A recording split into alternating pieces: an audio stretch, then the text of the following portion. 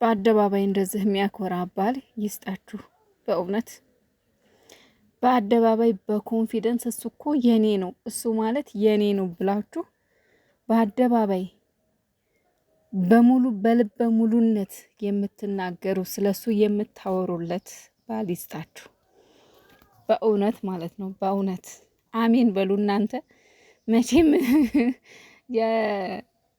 የምን ምርቃት ነው አይደርስም ብላችሁ ነዋ። ይደርሳል። አሜን በሉ፣ ግድ የላችሁም። የምሬን ነው ብላችሁ። ምክንያቱም አንዳንድ ጊዜ ልክ እንደ ብሩክ አይነት ባሎች አሉ፣ በአደባባይ የሚያኮሩ ማለት ነው። በየሄዶችበት በኮንፊደንስ ብሩክ ማለት የኔ ነው ብላ በልበ ሙሉነት እንድትናገር የሚያደርጉ ባሎች አሉ። አንዳንድ ደግሞ አሉ ደግሞ አንዳንድ አሉ በሚስቶቻቸው ጭራሽ ስላገቧት እንኳን የሚያፍሩባት ሚስቶች ባሎች አሉ። እውነቴን ነው የምላችሁ። እንኳን አይደለም በአደባባይ ስለሷ ሊያወሩ፣ እንኳን አይደለም አደባባይ ይዘው ሊወጡ፣ እንኳን አይደለም እቤት ቁጭ አድርገው የሚያቆስሏት፣ እቤት ቁጭ አድርገው የሚያደሟት፣ እቤት ቁጭ አድርገው ልክ ሰራተኛ የምትመስላቸው ከጎናቸው አድርገው አስከትለው ለመውጣት የሚፈሩ የሚያፍሩ አሉ። እንደዚህ አይነት ባሎች ደግሞ ከነዚህ ደግሞ ፈጣሪ ይሰውራችሁ፣ ፈጣሪ ይሰውራችሁ። በተለይ የስደት እህቶቼ ሰው ሀገር ቆይታችሁ፣ ሰው ሀገር መከራ አይታችሁ፣ ሰው ሀገር ለፍታችሁ ደክማችሁ በሶሻል ሚዲያም በሌላም አጋጣሚ ተዋውቃችሁ ተራርቃችሁ ጥሩ ጎኑን አሳይቷችሁ ጥሩ ልቡን አሳይቷችሁ መጥፎ ጎኑን ግን አብራችሁ ስትኖሩ ቀስ እያላችሁ ስትግባቡ ከዛ በኋላ ሁሉ ነገር እንዳልነበረ፣ ሁሉ ነገር ተቃራኒ፣ ሁሉ ነገር ሌላ፣ ሁሉ ነገር በቃ አፍ ብቻ ተግባር ዜሮ የሚሆን ደግሞ አለ።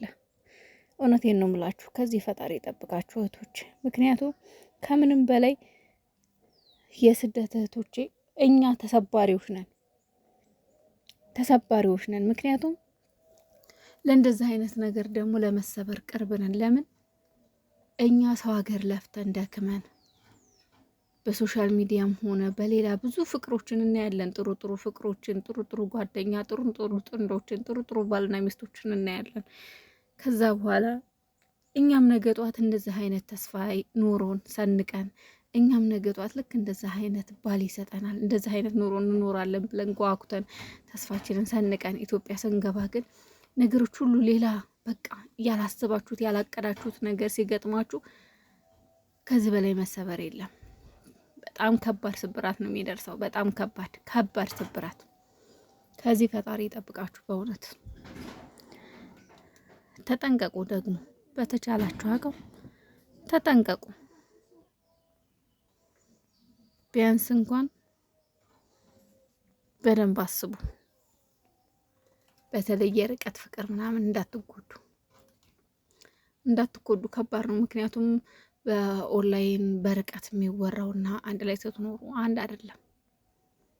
አይደለም። ተስፋችሁ ሙጥጥ ነው የሚለው። ደግሞ ስትሰበሩ ቀላል ስብራት አይደለም። ይሄን መንገድ የሚያመጣው ስብራት ማለት ነው።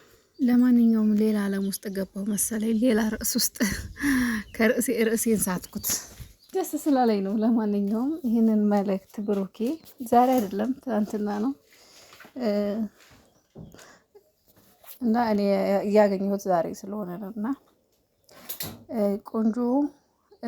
ቆንጆ ልብ ከቆንጆ መልክ ጋር ያላት አንዲት ሴት አየሁ፣ እሷም አንቺ ነሽ የሚል መልእክት ሼር ተደርጓልና ቡቡዬ ደግሞ ገብቶ ሪፖስት አድርጎ ለሀይሚዬ ሜንሽን አድርጓታልና ይሄ ምንድን ነው? ኮንፊደንስ ነው፣ ኩራት ነው። በእሷ ላይ ያለው መተማመን፣ በእሷ ላይ ያለው በቃ አለ አይደል? ፍቅር ከልባችሁ ሲመነጭ፣ ፍቅር ከልባችሁ ከውስጥ ሲሆን የእናንተ በሆነ ሰው አታፍሩም። ወይም ደግሞ የእውነት የዘላለማዊ ፍቅር ሲሆን ይችን ሴት ወይ ለአንድ ቀን ነው ወይ ለሁለት ቀን ወይ በሆነ ጥቅም ነው ባይሆን የቀረባት ወይ ደግሞ ለሆነ ለአንድ ቀን ለሁለት ቀን ወይ ደግሞ እንዲሁም ደግሞ ሰው እንደሚለው ወይም ደግሞ እናንተ አንዳንድ እንደምታወሩት ወይ ለስራ ቢሆን የፈለጋት በአደባባይ በኮንፊደንስ ስለ ሀይሚዬ እንደዛ አይናገርም። በተለይ ይሄ ይችን መልእክት ምንም አይደለም፣ ለሀይሚ ፍቅሩን ለማሳየት ነው። ለሀይሚ ያለውን ቦታ ለማሳየት ነው ይህንን ሜንሽን ያደረገው እንጂ አስመሳይ ስላልሆነ እውነተኛ ፍቅር ስላለ በልቡ ነው። እና አንዳንዴ በቃ አንድ አይነት ስትሆኑ ፍቅር ከሁለታችሁም ወገን ሲሆን ምንኛ ህይወት ራሱ ትጣፍጣለች።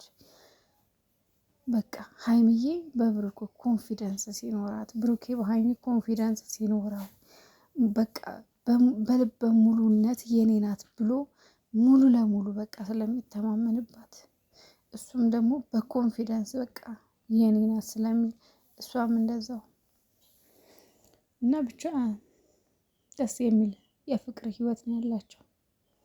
በዚህ አይነት የፍቅር ህይወት ይስጣችሁ። በእውነት አሉ በጣም አስመሳይ ሰዎች ውዶች፣ በጣም ብዙ። አሁን ትላንትና እንደው እዛ ላይቭ ላይ ስለ ትንሱ እየተወራ ነበርና አሳዘነችኝ። ታውቃላችሁ እርጉዝ ናት። ሆዷን እያየሁት ነበር ትናንትና ምናምን፣ ብዙም አላየሁም፣ ትንሽ ነገር ነው ያየሁት፣ ግን ብዙ ነገር ነው ስትል የነበረው እና በቃ ሰው የሚኖረው ከላይ ነው ማለት ነው ትላላችሁ። የሆነ በቃ የውስጥ ሰው የለም፣ ሁሉም የላይ ሰው ነው ትላላችሁ። ግን ደግሞ አንዳንድ ደግሞ ዞር ብዬና የምንሳቸው ደግሞ ብቻ ግን ከባድ ነው የእውነት።